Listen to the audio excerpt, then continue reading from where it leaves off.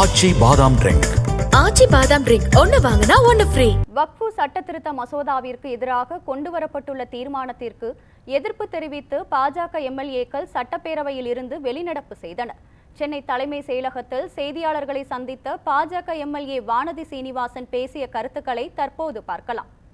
ஒரு மதத்தினுடைய பின்பற்றுவதை, ஒரு மதத்தை அவர்கள் அந்த வழிபாடு செய்வதில் எந்த விதமான பிரச்சனையும் கிடையாது.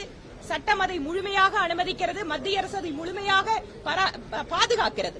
ஆனால் இந்து மக்களுக்காக அவர்கள் நிர்வாகம் செய்கின்ற கோயில்களுக்கெல்லாம் தனியாக ஒரு அமைச்சரை நியமித்து விட்டு மத சுதந்திரம் பற்றி எங்களுக்கு பாடம் எடுத்துக் கொண்டிருக்கிறார் மாநிலத்தினுடைய முதலமைச்சர்.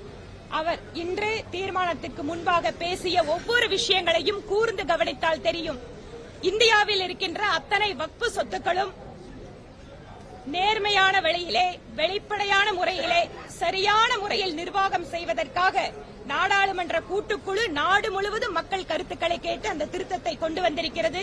இவர்களுடைய வழக்கமான திராவிட முன்னேற்ற கழகத்தினுடைய வழக்கமான சிறுபான்மை பெரும்பான்மை என்று பிரித்து பார்த்து அரசியல் செய்கின்ற அந்த அரசியலுக்காக இன்று ஒரு தீர்மானத்தை கொண்டு வந்து இன்னும் ஒரு நாடகத்தை நடத்தி கொண்டிருக்கிறார்கள்.